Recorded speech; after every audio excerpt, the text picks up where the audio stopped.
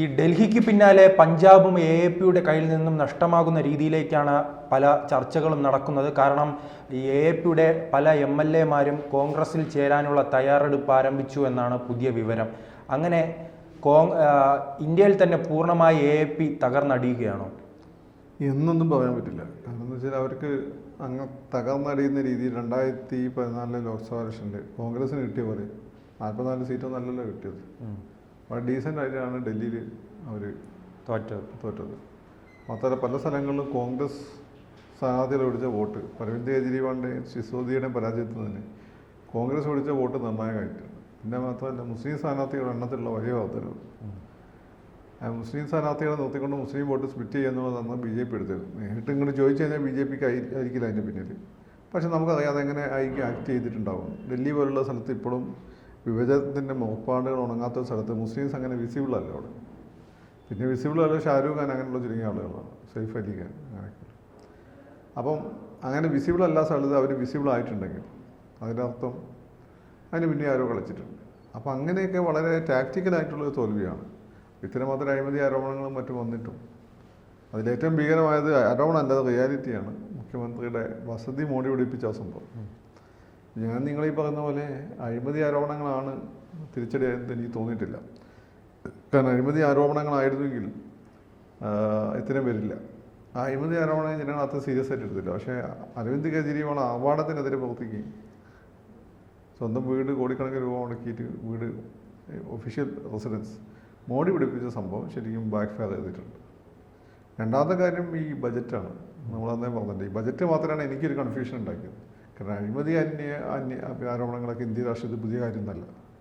അത് പക്ഷേ ഈ പാർട്ടിയുടെ നട്ടെല്ലെന്ന് പറയുമ്പോൾ അഴിമതി നട്ടെല്ലിപ്പോൾ നമ്മൾ പലപ്പോഴും കണ്ടിട്ടില്ലേ, എന്തിനൊക്കെ ആളുകൾ എതിര് പറഞ്ഞു. ഇപ്പോൾ ജീസസ് ആളുകളെ വഴി നേരെ നടത്തിയെന്ന് നോക്കിയ ഒരാളാണ്. ജീസസിന് കുരിശിലെത്തിയ ആളുകളെ വഴി തെറ്റിക്കുന്നു എന്ന് തോന്നുന്നുണ്ടാണ്. അതൊക്കെ ഉണ്ട്, അതെല്ലാ കാലത്തും ഉണ്ടായിട്ടുണ്ട്. നിങ്ങൾ എന്തിനെതിരെ പ്രവർത്തിക്കുന്ന ആ ആരോപണം തന്നെ നിങ്ങളെ കുടുക്കി കളയാറുള്ളൂ. അതാണ് ഞാൻ അത് ഫൈനലി കോടതി വിധി വരുന്നവരെ ഞാനങ്ങനെ കരുതുന്നുള്ളൂ. പിന്നെ ഒരു ഗവൺമെൻറ് തീരുമാനങ്ങൾ എടുക്കുമ്പോൾ ഈ ആൻ്റണിയെ പോലെ ഒന്നും ചെയ്യാതെ പിന്നെ എന്തെങ്കിലും ആരോപണം വരുമെന്ന് വിചാരിച്ച് പേടിച്ച് മിണ്ടാതിരിക്കണം. ആക്ഷൻ ചെയ്യേണ്ട കാര്യങ്ങൾ ചെയ്താലേ പറ്റണം. അതിൽ ആരോപണങ്ങളുണ്ടാവും, എക്സിക്യൂട്ട് ചെയ്യാന്നുള്ള പ്രധാനം. അതുകൊണ്ട് അത് കോടതി വിധി വരട്ടെ. അതിൽ കൂടുതലായി എനിക്ക് തോന്നിയിട്ടുള്ള കാര്യം ഈ പറയുന്ന പോലെ ഈ സ്വന്തം വസതി മോടി പിടിപ്പിച്ചൊരു സംഭവം. അരവിന്ദ് കെജ്രിവാളിന് ഏകാധിപതി എന്ന് പണ്ടേ നമ്മളൊക്കെ പറയുന്നതാണ്. ഏകാധിപതിയാണ്, അയാൾ മുപ്പര് പറയുന്നത് മുപ്പര് കേൾക്കുള്ളൂ. ഈ പിണറായി വിജയനും മുപ്പര് ഇവരൊക്കെ തന്നെ ഫൈറ്റ് ചെയ്ത് വന്ന ആളുകളാണ്. അവരുടെ ബോധ്യമാണ് അവരെ ഇവിടം വരെ എത്തിച്ചത്. അത് നരേന്ദ്രമോദിയാണ് അങ്ങനെ തന്നെയാണ്. അവരുടെ ബോധ്യമാണ് അവരെത്തിച്ചത്. ഇപ്പം സ്റ്റാലിൻ കൂടുതൽ ജനാധിപത്യവാദി നിങ്ങൾ പറയുന്നത് സ്റ്റാലിൻ്റെ ബോധ്യമല്ല എത്തിച്ചത്, സ്റ്റാലിൻ്റെ അച്ഛൻ്റെ ബോധ്യമാണ്. അതുകൊണ്ട് സ്റ്റാലിന് ജനാധിപത്യവാദി ആവാം. ഒറ്റയ്ക്ക് ഫൈറ്റ് ചെയ്ത് വന്നവർക്ക് അത് ബുദ്ധിമുട്ടായിരിക്കും. അല്ല, അങ്ങനെ ഇരിക്കുമ്പോൾ തന്നെ ഈ കോൺഗ്രസ് ഈ നമ്മൾ ഡൽഹിയിൽ പൂർണ്ണമായി തന്നെ തകർന്നടിഞ്ഞിട്ടുണ്ട്. 3ാം തവണയും 0 സീറ്റ് നേടി. അങ്ങനെ ഇരിക്കുമ്പോഴാണ് ഇപ്പോൾ ഡൽഹിയിൽ അവർ അധികാരത്തിലേക്ക് വരുമെന്ന ചർച്ചകൾ നടക്കുന്നത്. അതൊരു പോസിറ്റീവാണോ ഈ കോൺഗ്രസിനെ സംബന്ധിച്ച്? എനിക്ക് തോന്നുന്നില്ല അത്ര എളുപ്പം നല്ലത്.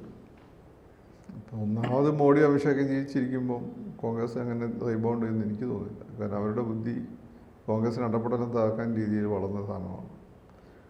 അപ്പം കോൺഗ്രസിനെ സംബന്ധിച്ച് കോൺഗ്രസ് പ്രതികാരം ചെയ്യുക. ഗുജറാത്തിൽ അവരുടെ തോൽവിക്ക് കഴിഞ്ഞ തവണ അതിൻ്റെ മുമ്പത്തെ തവണ വലിയൊരു പങ്ക് ആം ആദ്മി പാർട്ടി നേടിയ വോട്ടുകൾ വഹിച്ചിട്ടുണ്ട്. മറ്റു പല സ്ഥലങ്ങളും വഹിച്ചിട്ടുണ്ട്. അപ്പോൾ ഡൽഹിയിൽ കോൺഗ്രസ് ഡിസ്റ്റൻ്റ് തേർഡാണ്. പക്ഷേ കോൺഗ്രസിന് ഇവരെ വോട്ട് കട്ടറാകാൻ പറ്റും. പ്രത്യേകിച്ച് ഇങ്ങനെ ന്യൂനപക്ഷത്തിൻ്റെ വോട്ട്, ന്യൂനപക്ഷങ്ങളുടെ വോട്ടും അല്ലാത്തതും കോൺഗ്രസിനോട് നെഹ്റു ലോയലിസ്റ്റുകളൊക്കെ ഉള്ള സ്ഥലമാണ്, അജയ് മാക്കാനൊക്കെ പോലുള്ള. അപ്പോൾ അവരുടെ വോട്ട് കട്ടറാവാൻ പറ്റി എന്നുള്ളത് കോൺഗ്രസിൻ്റെ വിജയമാണ്. അതായത് കോൺഗ്രസിനിട്ട് പണിഞ്ഞപ്പോൾ കോൺഗ്രസ് തിരിച്ചിട്ട് പണിഞ്ഞു, അതാണ് കാര്യം. പിന്നെ ഈ അരവിന്ദ് കെജ്രിവാളിൻ്റെ ഏകാധിപത്യ അഹങ്കാരമുണ്ട്. ഞങ്ങൾ മാത്രം മതി, അതിൻ്റെ സപ്പോർട്ട് വേണ്ടെന്നുള്ള ഒരു ഓവർ കോൺഫിഡൻസ് ഉണ്ടായിരുന്നു. അതിന് കിട്ടിയ തിരിച്ചടി കൂടിയാണ്. അപ്പോൾ ഈ അപ്പോൾ ഒരാൾ വീക്കൻ ചെയ്യുമ്പോഴാണ് എപ്പോഴും ശത്രുക്കൾ ശക്തനായി വരിക. അപ്പോൾ നിങ്ങൾ ഈ അധോലോകത്തിലുള്ള ഗുണ്ടകളെ കാര്യം എടുത്ത് നോക്കിയാൽ മതി. അവർ ലൈവായി നിൽക്കുമ്പോൾ പോലീസോ മറ്റു ഗുണ്ടകളോ അവരെ തൊടാൻ മടിക്കും. എല്ലാം നിർത്തി സ്വസ്ഥമായി ജീവിക്കാമെന്ന് വിചാരിക്കുമ്പോൾ എല്ലാവരും കൂടി അയാളെ ഫിനിഷ് ചെയ്ത് കളയും. ഇതാണ് അധോലോകത്തിൻ്റെ ചരിത്രം. ഇതേ സംഭവം തന്നെയാണ് അരവിന്ദ് കെജ്രിവാൾ. അധോലോകമല്ല, ഇതാണ് ഇപ്പോൾ സംഭവിച്ചുകൊണ്ടിരിക്കുന്നതെന്ന് എനിക്ക് തോന്നുന്നു. അല്ല, ഡൽഹി പോയി ഇനി പഞ്ചാബിൽ എന്തായിരിക്കും സംഭവിക്കുക? പഞ്ചാബിൽ ഡൽഹി പോലെ അത്ര കെട്ടോപ്പുള്ള പാർട്ടി അല്ല പഞ്ചാബിലെ പാർട്ടി. പഞ്ചാബ് എന്നതൊരു പോസ്റ്റ് മോഡേൺ സൊസൈറ്റിയാണ്, കേരളം പോലുള്ള സൊസൈറ്റിയാണ്. പിന്നെ കേരളത്തിൽ കമ്മ്യൂണിസ്റ്റ് പാർട്ടി ഉണ്ട്, അവിടെ അകാലിദളായിരുന്നു. അകാലിദളും പിന്നെ ഈ പറയുന്ന കോൺഗ്രസ് ഒന്നും ചെയ്യുന്നില്ല എന്നുള്ള തോന്നലിലാണ് ജനങ്ങൾ ആം ആദ്മി പാർട്ടിക്ക് വോട്ട് ചെയ്തത്. പക്ഷേ ഒരു കമൻറ്റബിൾ പെർഫോമൻസ് നടപ്പിലാക്കാൻ പറ്റിയില്ല, നടപ്പാക്കാൻ പറ്റിയില്ല. അത് ഡൽഹിയിൽ അരവിന്ദ് കെജ്രിവാൾ 2 ടൈമിലും ചെയ്തിരുന്നു. അതുകൊണ്ടാണ് അരവിന്ദ് കെജ്രിവാൾ വളരെ കോൺഫിഡൻ്റ് ആയി ഇലക്ഷൻ നേരിട്ടത്. ഇത് ജനങ്ങളുടെ ജീവിതത്തിൽ ഒരു മാറ്റം വരുത്താൻ അവർക്ക് പറ്റിയിട്ടില്ല. അതുകൊണ്ട് തന്നെ മാത്രമല്ല, ഡൽഹിയിൽ മുമ്പ് എനിക്ക് 4 സീറ്റിനോ മറ്റോ ആം ആദ്മി പാർട്ടി 2 or 4 സീറ്റിൽ 2014 ലോക്സഭയിൽ ജയിച്ചത്. ഇവർ എല്ലാവരും തന്നെ പിൽക്കാലഘട്ടത്തിൽ പൂർണ്ണമായി BJPയിലും മറ്റും പോയതാണ്. ഇപ്പം ഡൽഹി ആം ആദ്മി പാർട്ടീൻ്റെ കാര്യം എന്ന് വെച്ചാൽ അതിന് വേറൊരു തരത്തിൽ നിങ്ങളെ ഹൃദയം കൊണ്ട് ബന്ധിപ്പിച്ച് നിർത്തുന്ന ഒരു ഘടകമില്ല. അത് അഴിമതിക്കെതിരെയുള്ള ഒരു പോരാട്ടവും ഒരു പ്രാക്ടിക്കൽ പൊളിറ്റിക്സ് മാത്രമാണ് അവർ കൈകാര്യം ചെയ്യുന്നത്. അതുകൊണ്ട് അഴിമതിക്കെതിരെ പോരാടാൻ BJP പോരാന്ന് തോന്നുമ്പോൾ പ്രാക്ടിക്കൽ പൊളിറ്റിക്സ് BJP അല്ല. അപ്പോൾ പറഞ്ഞു വരുന്നത് ഇങ്ങനെ ഇപ്പോൾ ഒരു കൂറുമാറ്റം ഉണ്ടായില്ലെങ്കിൽ തന്നെ അടുത്ത തെരഞ്ഞെടുപ്പ് വരുമ്പോൾ അവിടെ കോൺഗ്രസിന് തന്നെ അധികാരത്തിൽ വരാനുള്ള സാധ്യതയാണ് കാണുന്നത്. അത് BJP ഇവരെത്ര വോട്ട് കട്ട് ചെയ്യുന്നു ആശ്രയിച്ചിരിക്കും. അല്ല, BJPക്ക് പഞ്ചാബിൽ BJP അകാലിദളില്ലേ, ഇവരെത്ര വോട്ട് കട്ട് ചെയ്യുന്നു ആശ്രയിച്ചിരിക്കും. അതാണ് കാര്യം. പിന്നെ കോൺഗ്രസിനെ ഹെൽപ്പ് ചെയ്യുന്ന ഘടകങ്ങൾ ഇപ്പോൾ അവിടെ ലൈവാണ്. റിപ്പോർട്ടുകൾ അനുസരിച്ച് അവിടെ ദളിത്സിൻ്റെ ഇടയിൽ ക്രിസ്ത്യൻസിൻ്റെ വളർച്ച വളരെ കൂടുതലാണ്. അത് കോൺഗ്രസിന് അനുകൂലമാണ്. പിന്നെ കോൺഗ്രസ് ആണ് ഫെസിലിറ്റേറ്റ് ചെയ്തിരുന്നത് ആ ഒരു മൂവ്മെൻറ്റിനെ അവിടെ. അപ്പോൾ അവർ കൺസോൾട്ടേറ്റ് ചെയ്ത് വോട്ട് ചെയ്ത് കഴിഞ്ഞ് പ്ലസ് ജാട്ട് ക്രിസ്ത്യൻ വോട്ട് കൊണ്ട് കിട്ടിയ കോൺഗ്രസിന് അവിടെ സാധ്യതയുണ്ട്. അല്ല, അങ്ങനെയാണെങ്കിൽ അവരൊരു പൈതൃകത്തിലേക്കുള്ള കടന്നുകയറ്റമായിരിക്കുമല്ലോ. അപ്പോൾ അതിനെ തടയിടാനായി ശിരോമണി അകാലിദളിനെ വീണ്ടും അധികാരത്തിലെത്തിക്കാനുള്ള ഒരു ശ്രമം പഞ്ചാബിൻ്റെ ജനങ്ങളുടെ ഭാഗത്തു നിന്നുണ്ടാകും. അതൊന്നും അങ്ങനെ ഇമോഷണൽ ചിന്തിക്കാനും പറ്റില്ല. ആളുകൾ ബേസിക്കലി പ്രാക്ടിക്കലി എനിക്കെന്ത് കിട്ടിയെന്നാണ് നോക്കിയത്. ഈ ട്രഡീഷൻ അതിൻ്റെ സംരക്ഷണം എന്നൊക്കെ പറഞ്ഞാൽ ഒരു എലീറ്റിൻ്റെ മാത്രം ചുമതലയാണ്. താഴെത്തട്ടിലെ ആളുകളെ സംബന്ധിച്ച് അവസാനം എനിക്കെന്ത് തന്നെ കൊണ്ട് ഗുണമെന്നാണ് ആളുകൾ ചിന്തിക്കുക. എസ്പെഷ്യലി മോഡേൺ സൊസൈറ്റിയിൽ, ഫ്യൂഡൽ സൊസൈറ്റിയിലാണ് ആളുകൾ പ്രണയത്തിനും ഐഡിയോളജിക്കൊക്കെ വേണ്ടി മരിക്കാൻ നടക്കുക. അത് ഒരു ക്യാപിറ്റലിസ്റ്റ് സൊസൈറ്റിയില്ല. അപ്പോൾ അതുകൊണ്ട് തന്നെ അത്തരം ഒരു സംഭവം എനിക്ക് തോന്നുന്നില്ല. ഇത് അത് പഞ്ചാബ് ഇവഞ്ച്വലി ക്രിസ്ത്യനൈസ് ചെയ്യപ്പെടും. BJPക്ക് അവിടെ എന്തെങ്കിലും റോള് നേടാൻ കഴിയും? BJPക്ക് നേടാൻ, കാരണം കുറച്ചുനാൾ മുമ്പായിരുന്നു ക്യാപ്റ്റൻ അമരേന്ദ്ര സിംഗ് അടക്കമുള്ളവർ BJPയിലേക്ക് വന്നിരുന്നു. അവിടുത്തെ മുഖ്യമന്ത്രിയായിരുന്നു, കോൺഗ്രസിൻ്റെ ഒരു കാലത്തെ മുഖ്യമന്ത്രിയായിരുന്നു അദ്ദേഹം. BJPയിലേക്ക് വന്നിട്ട് പോലും കഴിഞ്ഞ ലോക്സഭാ തെരഞ്ഞെടുപ്പിലൊന്നും വലിയ മുന്നേറ്റം ഉണ്ടാക്കുവാൻ BJPക്ക് കഴിഞ്ഞിട്ടില്ല. പക്ഷേ ഇപ്പോൾ കലങ്ങി മറിയുന്ന ഒരു സാഹചര്യമുണ്ടല്ലോ. AAPയുടെ ശക്തി ചോരുന്നു, കോൺഗ്രസ് അവിടെ വീണ്ടും ശക്തിപ്പെട്ടു വരുന്നു, ശിരോമണി അകാലിദളാണെങ്കിൽ അവിടെ ഒരു ദയനീയ അവസ്ഥയിലേക്ക് മാറുന്നു. അങ്ങനെ ഇരിക്കെ BJPക്ക് അവിടെ സ്വാധീനം ഉറപ്പിക്കാൻ കഴിയുമോ? Spoiler cannot be A creator always എന്നാണ് പറയുന്നത്.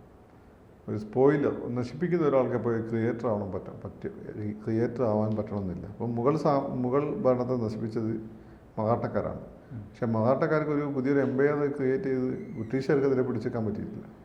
ബ്രിട്ടീഷുകാർ ഒന്നുകൂടി അവർ തകർന്ന് തരിപ്പണമായി. അല്ലെങ്കിൽ അതിനുശേഷം ഇന്ത്യയുടെ ഒരു ഭാവുകത്വത നിർണ്ണയിക്കുന്ന ഭാഗത്തക്കാർക്ക് പ്രത്യേകിച്ച് പങ്കൊന്നും ഉണ്ടായിരുന്നില്ല. മുഗൾസിന് ശേഷം ബ്രിട്ടീഷുകാരാണ്. അതുപോലെ തന്നെയാണ് ഇവരുടെയും കാര്യം. കാരണം ഈ കോൺഗ്രസിനെ നശിപ്പിക്കാൻ പറ്റും അമരീന്ദർ സിംഗിനൊക്കെ, പക്ഷേ അതിന് പകരം BJPയോട് വളർത്താൻ പറ്റുമെന്ന് അറിയില്ല. കാരണം BJP ആയിട്ട് സ്വാതന്ത്ര്യാനന്തര കാലത്ത് സിഖുകാരുടെ ഏറ്റവും വലിയ ശത്രുക്കൾ ഹിന്ദുക്കളാണ്. പഞ്ചാബ് അവരുടെ സ്റ്റേറ്റാണ്. ഹിന്ദുക്കളെ എങ്ങനെ ഓടിക്കാന്നാണ് അവർ ആലോചിച്ചുകൊണ്ടിരിക്കുന്നത്. അതുകൊണ്ടിപ്പം BJP ഇന്നത്തെ രീതിയിൽ BJP ആയിട്ട് അവർ എത്ര ഒത്തുപോകാൻ അവർക്ക് BJPൻ്റെ കൂടെ എക്സ്പീരിയൻസ് ഉള്ളതാണ്. എക്സ്പീരിയൻസ് അവസാനം അവർക്ക് വിറ്റ എക്സ്പീരിയൻസായി മാറിയെന്നാണ് അവർ പറയുന്നത്.